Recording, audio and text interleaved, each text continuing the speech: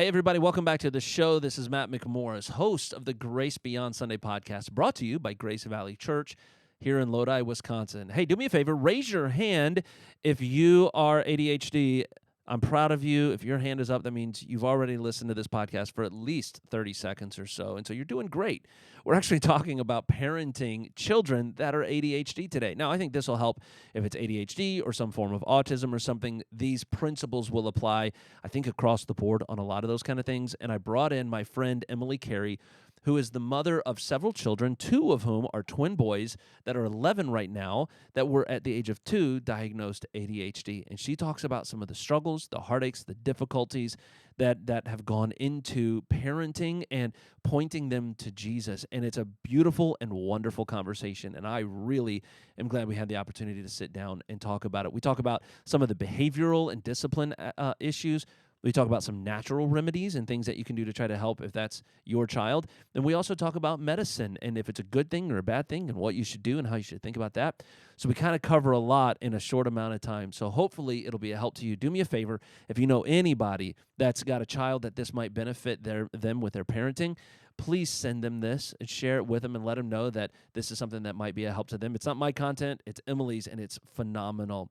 Also, if you're watching this or listening to this, would you do me a favor? Like, subscribe, share, leave a review, all of that kind of stuff. Any of that helps the podcast and helps us kind of get a little bit broader with our reach and help more people with the content. I'm trying to bring in guests that are super helpful and beneficial.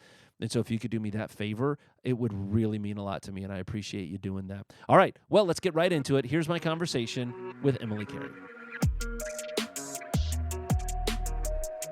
Emily, thank you so much for taking some time. I know you are incredibly busy. You've got a lot on your plate, and so just the fact that you are willing to sit down and do this with me is humbling, and I'm grateful because these are questions that my wife and I have, and some of the things I'm talking to you about today, and as a pastor, questions that I have.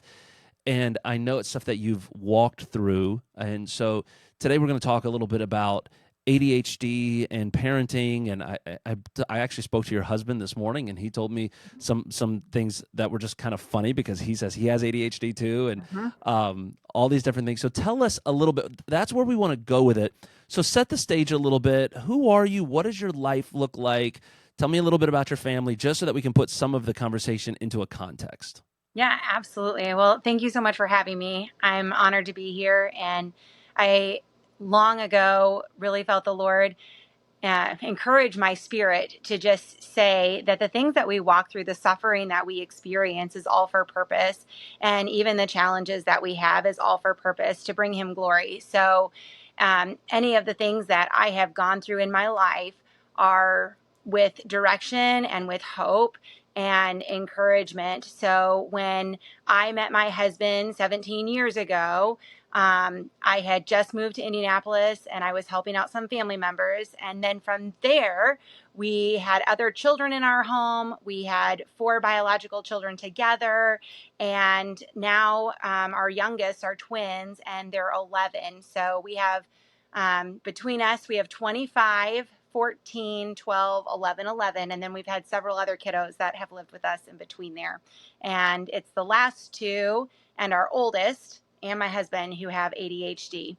And then in the meantime, I also have worked full time and served in our community and our church and just anywhere that the Lord has me. So you're not sitting around looking for something to do. You've got Nope. a little bit on your plate. Absolutely. Yeah. Absolutely. Now, for work, also to say that you work full time is almost an understatement. I mean, you are kind of running. I don't fully understand it. You're kind of running a franchise of Keller Williams or something, and you kind of act as the CEO. Maybe I'm saying it all wrong, but like, I'm assuming this is not just a 40-hour clock in, clock out kind of a job. Yeah, no, it's definitely not. So my husband and I own a real estate team. We have 9 people on our team, and he's the owner because he's doing some other ownership projects and commercial projects that he's working on. And then I run the real estate team at this point. He does some mentoring for our folks, but I run the real estate team, and then I'm also the lead listing agent. So it's all encompassing. And then I actually am also teaching at my kiddos' Christian school. this year, high school history. So that'll be a fun addition. But I was teaching in the community, so it's really just swapping where Okay. I was saying yes to one, I've said no to that, so I can say yes to this. Gotcha. Well, you mentioned that you've got 4 in the immediate family that are dealing with ADHD. Tell me a little bit, just for maybe somebody that doesn't know, what is that? What is it? What does it look like? What are some of the symptoms? Just kind of a broad, I know that you could get into a lot of nuances, but what's kind of a broad explanation of someone that might deal with ADHD?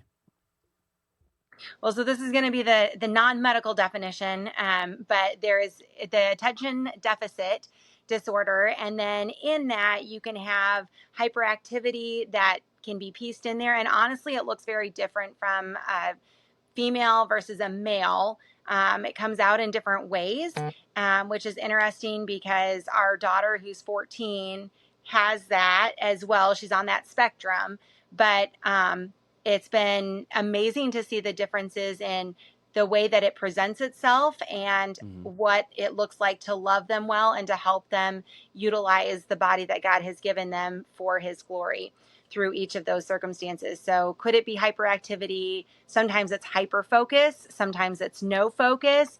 And it really just depends on the circumstances and what it is and where their neurons are at the day to day. But essentially, it's a neuron that cannot get over the synapse and make that connection. So it just keeps firing and it's never making it over there. So pre-diagnosis, what's a day in the life of Emily look like with particularly the twins? And I know, did your husband, was he already diagnosed before you guys were married, or did all this? Okay. So let's go further back. Let's talk about Emily's life pre-diagnosis, when you're just thinking the world is falling apart. What does that look like for you? Well, it definitely did feel like that. It was a lot of crying out to the Lord, honestly. When I realized that the boys, my twin boys, I would drop them off at the twos class at Sunday school. Okay, I was at home working from home, so I had the kiddos full time, and when I would take them to Sunday school, and then I would see how the other kids who were 2 would behave, that was a shocker to me, that a child could walk in and not climb the door frame, or that they wouldn't go running around, or that I would lose them between the check-in door and the door that would go into their classroom. There was like this little space where they would like change diapers for the kids who were in 2 and still in diapers or whatever, drop off their diaper bag. And I mean, like, they would just run, they would just bolt because they'd see something that they wanted and they were gone.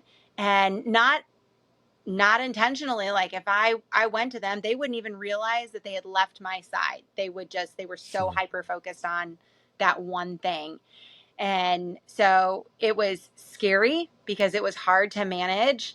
It was really hard to have a reference place. So there was a lack of hope of where are we going to go from here, because they can't even grasp that was disobedient.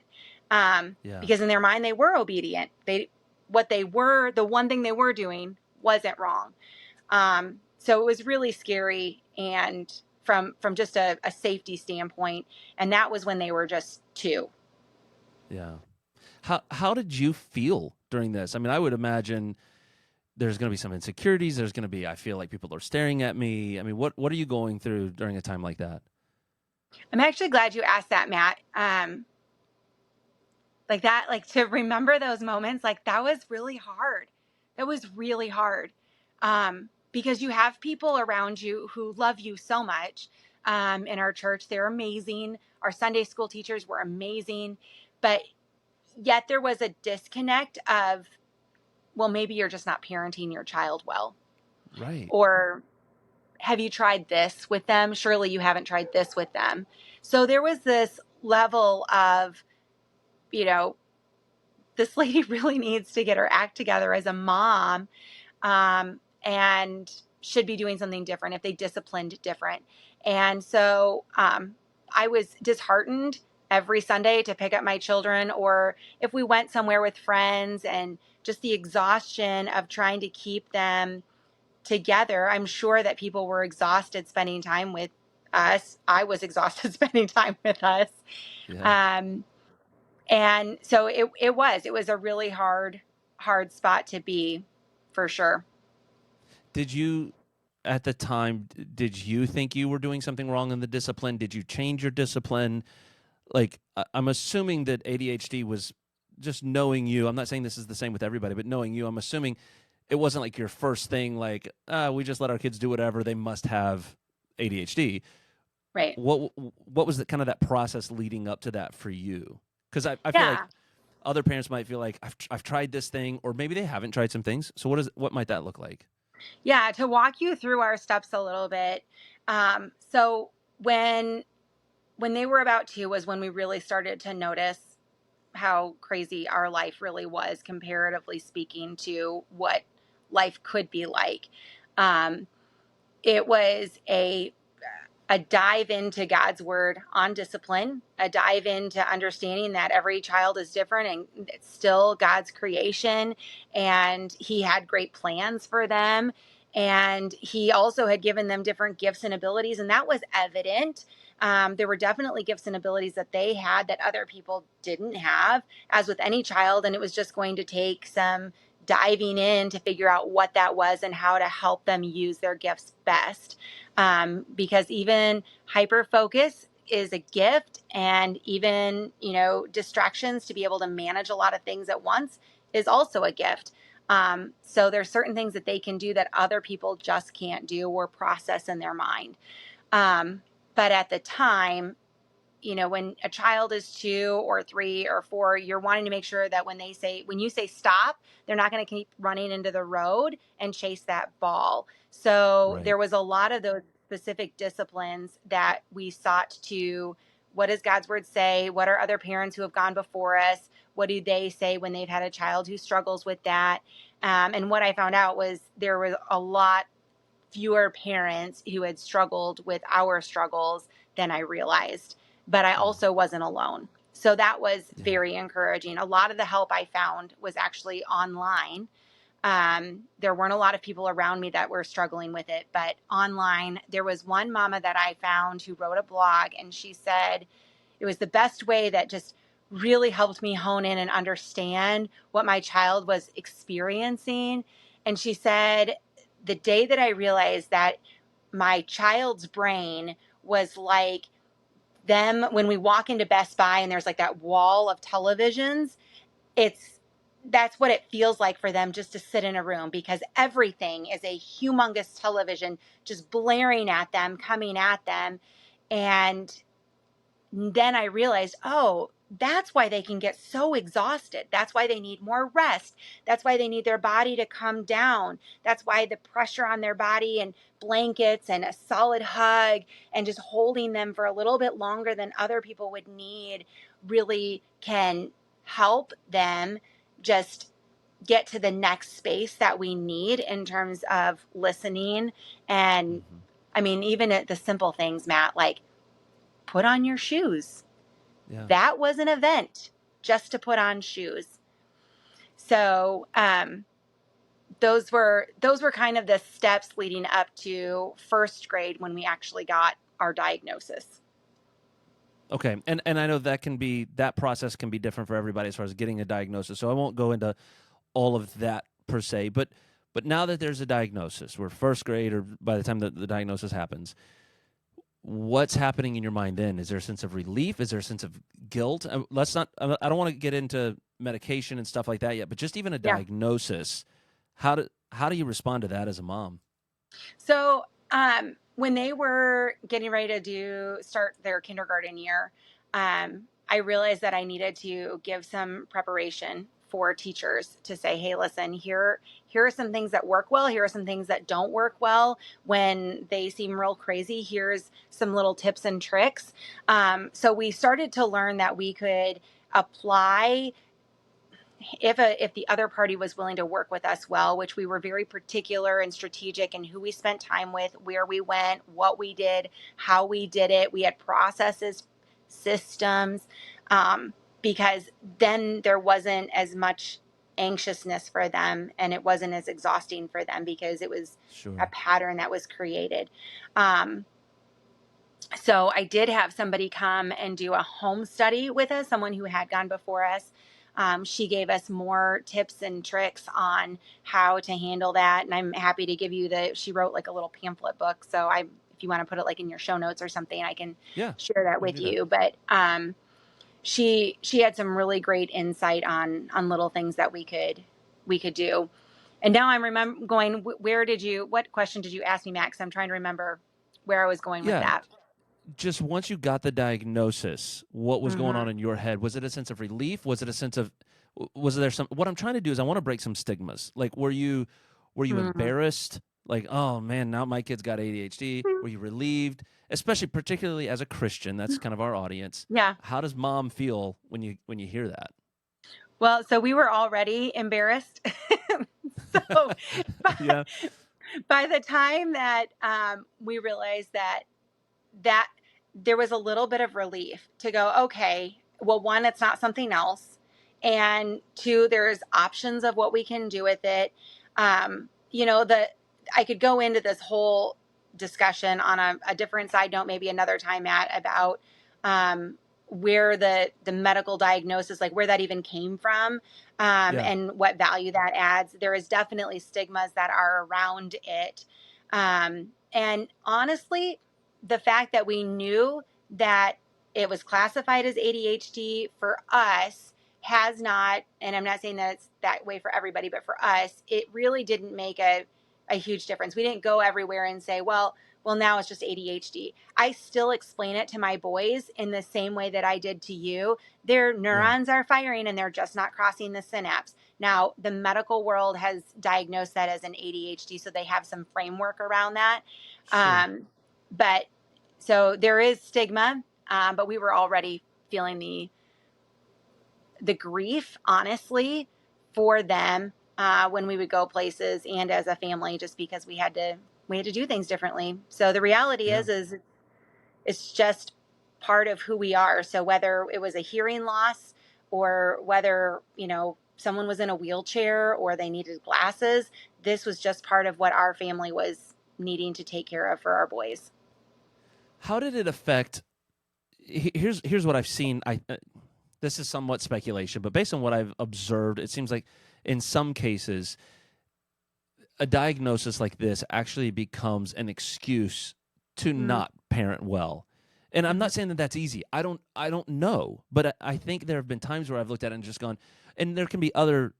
Sometimes somebody will say, well, autistic or ADHD or whatever the diagnosis may be, and then there's just kind of oh well, that's just the way it's going to be.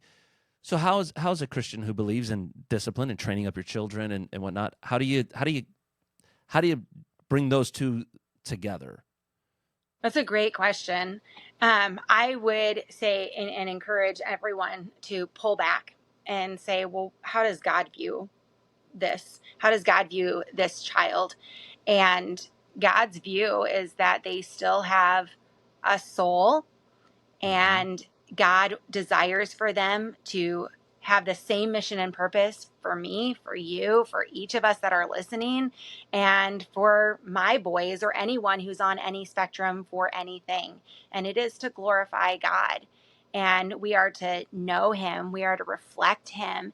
And so, does that mean that they might learn it a little bit differently, that they might express it a little bit differently? For sure.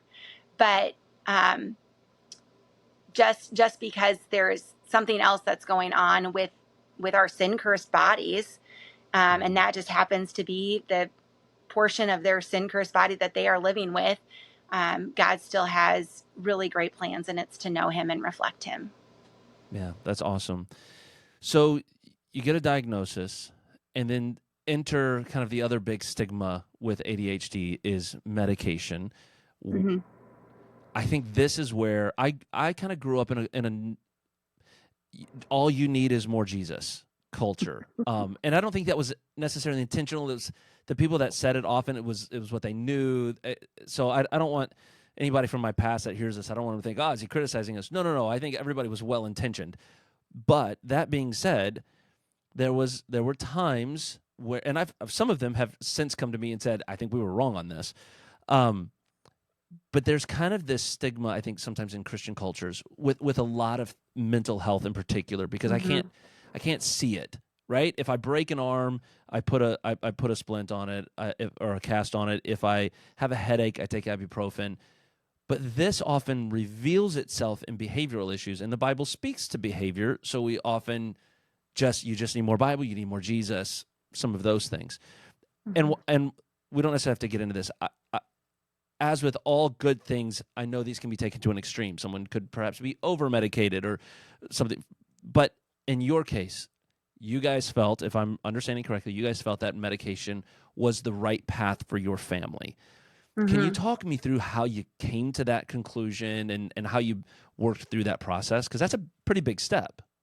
Absolutely. So I do believe that all things that are in our world are given by God, and it's all about stewardship. So, children, medicine, other options that are around us, it's all about stewardship.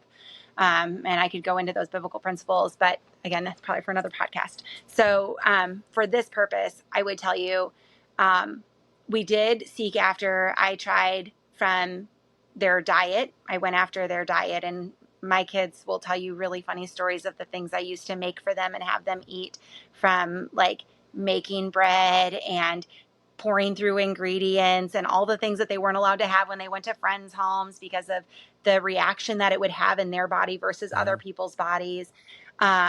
We did vitamins, and we still do. I want to be clear with that. We Yeah. still watch the things that we eat in our home. We still are doing vitamins. We have essential oils. We are careful what we wash our dishes and our clothes with. And so there's a lot of natural ways that, from just the daily activities that we do and what we allow our surroundings to be, and that we are still very careful of. Um, One of the things is probably, and I would caution to say this, but I want to be real with everybody who's listening. um, Doing all of those things did not change for our family and our boys in particular the times that we would be in the car, and they're strapped in their car seat, and they would take this seatbelt mat and they would wrap it around their neck, and not because they were like, I want to die. It was the only thing that they could reach. And I could not fix that. We had to have a seatbelt. They had to wear a seatbelt. And there was nothing else that I could do, but it was dangerous. And I would have to pull over every time I was driving. I mean, there was not one time I would drive and not have to pull over. I knew if I was going from A to B where could pull over when they do it, because it was inevitable they would do that.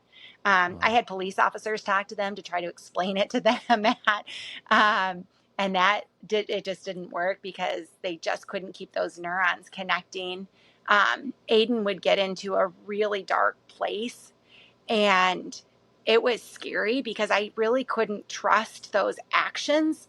And when he would get to the dark place, there would also be the side of, I'm worthless because I'm just so crazy to everyone around me, and my family's better off without me. And he would, at 3 years old, was the first time he did this. He packed a suitcase and he walked down the street at 3.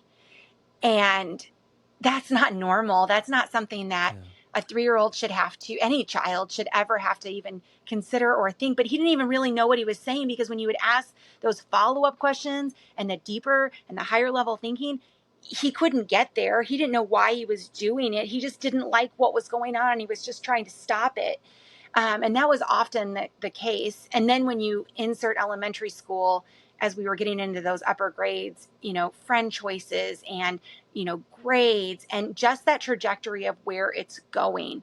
So for safety reasons, um, and for them to be able to glorify the Lord the most with the body that they had, that was where we came to the place of, okay, we've done, and we are still doing all these other things. We are still disciplining them. We are still keeping their room nice and tidy, but we still need another layer. Yeah. So really, there's kind of three layers that you're talking about here. You've got behavioral, you've got natural, and then you've got medical. And medical is kind of the most extreme. So it's also the one it seems like you were the most intentional. Like we're gonna work on behavioral stuff because that's just being a good parent. We're gonna work on natural stuff because we're gonna learn everything we can and try to help this as much as possible. But then you Mm-hmm. get to that point where you feel like it's necessary. Um, Talk to me, and again, I appreciate the authenticity, and that's really what I was hoping to pull from you a little bit here, and you're making it easy, which I appreciate. But like, if I'm a mom or a dad, and I've got a kid that's struggling, and medication might be the option, what were some of the emotions you went through to get to where you were okay with that? And you kind of addressed it a little bit, but I really want to get to kind of you and because you're doing a great job talking about your boys, and I appreciate that. So how is that for you walking through that process?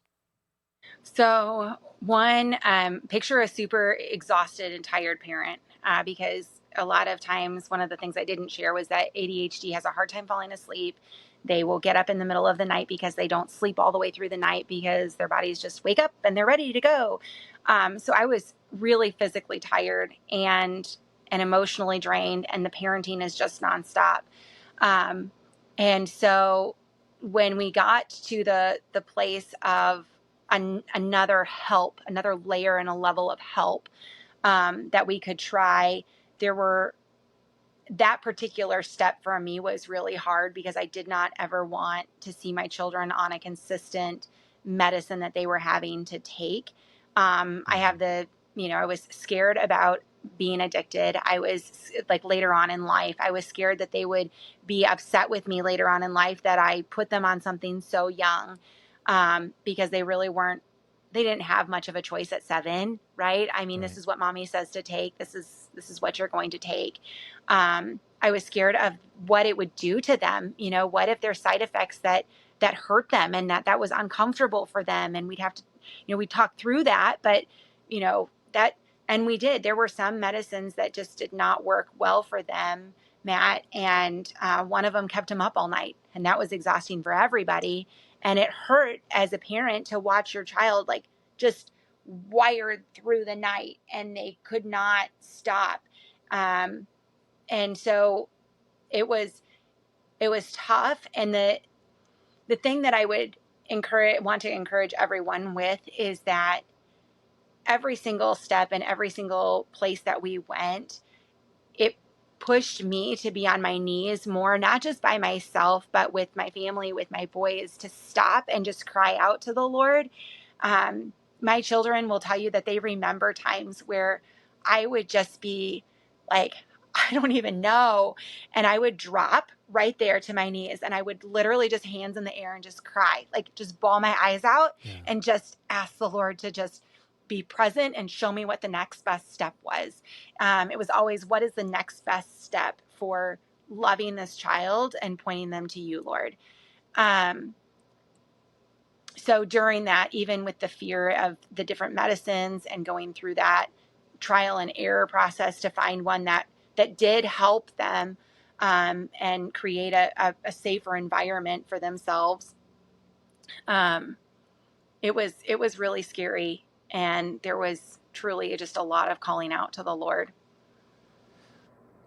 I listen to this and it's encouraging because I fear that often we medicate to make our lives better. Not maybe I shouldn't even say often. At times, people Mm-hmm. medicate because it just makes their life better. Yeah. Um, and I understand that. Like I understand life is hard. And what's interesting is, and that I appreciate about what you're saying here is it's not that you wanted to make your life better. You keep going back to I wanted to point them to Jesus. I want to point them to Jesus. I want to point them to Jesus. Um, and so if I can interject in what you're saying and kind of double down on it, for those that are listening, this is not a conversation about let's get my kid fixed so my life is better. It's how can we as a family continue to point our children to Christ and have them be the very best version of themselves that he can use. And so I love that spirit behind it. If if you were talking to somebody, and I'm sure you've had this conversation many times with people now, Mm-hmm. if you're talking to somebody who's beginning to see those signs, two things. Number one, how do you encourage them? Number two, how do you help them? Like what's some advice, encouragement and advice in that situation? So I would say the encouragement, you are not alone. So reach out, like Matt, feel free to connect us. I would be more than happy to chat with anyone. As you mentioned, I have, because the Lord, the things that he allows us to walk through, then it's just amazing how he will bring other people into your life so that he's what he has allowed you to walk through is not wasted, right? It's not Yeah. just about us. It's also about what he's putting you there for in other people's lives. So I felt really, really, really alone. Mm. And so any encouragement that I could say would be, you are not alone. And it's not just that other people have walked the walk, but that the Lord truly is with you. And that's the hope, is that he is doing something great. And if he's allowing this in your life, man, does he trust you to do great things. So it is dark and it is long and it can feel weighty because it is, but Mhm. that there really is hope to see more of Jesus's character and to grow to be more like him through this. So what's some practical advice then? If I feel like maybe that's what's going on with my child, what are some kind of initial steps to walk through if you're beginning to question that? If you are wondering what that, maybe there's something more going on here, I would say, one, reach out to someone who it looks like they've walked through it before.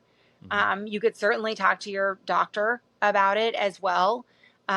We did start with talking with our doctor when we were ready for that next step.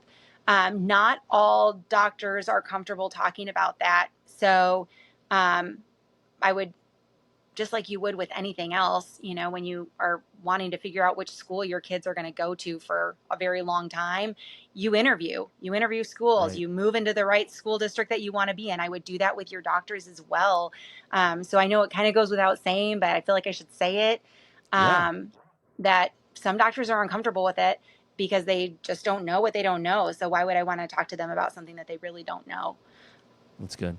So Emily, as we start to wrap this up, talk to me a little bit about this has been about a 9-year process now. What's this done in your heart? How has this affected you as a woman of God, as a child of God? So, I'm going to come from a mama's heart for a second on that, because when I was a little girl, like most little girls, you have this idealistic picture of what your motherhood is going to look like. And when your expectations of something don't match the reality, um, insert anything, right? But for me, it was motherhood in this case. Um, and also challenges that I never thought I'd have to deal with. It grew me in a way of recognition that God's way and plan for me is far above my own. So, just to speak to that practically, it was a lot of, and biblically, putting off of myself and putting on Christ.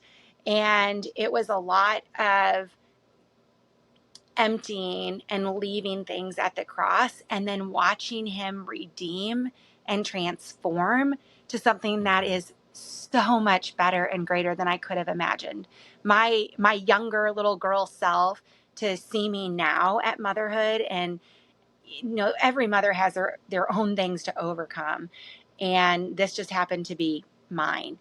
And in that case, to persevere and to grow as a family in that tight knit way, to know my children on such a deeper level, only gives me a greater insight to how the Lord sees me and how much he loves me. And so Yeah, I'm far more humbled, far more appreciative, far more thankful now than I ever was. And I'm confident that allowing that in my life, part of what God's plan was, is to grow me in those ways. that's awesome. Well, Emily, thank you so much for taking the time to join me on this and talk about some things that are probably not fun or easy all the time, but certainly I think helpful to those that are listening. Hopefully helpful to those that are listening. Yeah, Um, pray it's that. it's it's super great to sit down and kind of get that authenticity. And just for those that are listening, I'll say this while Emily is still on.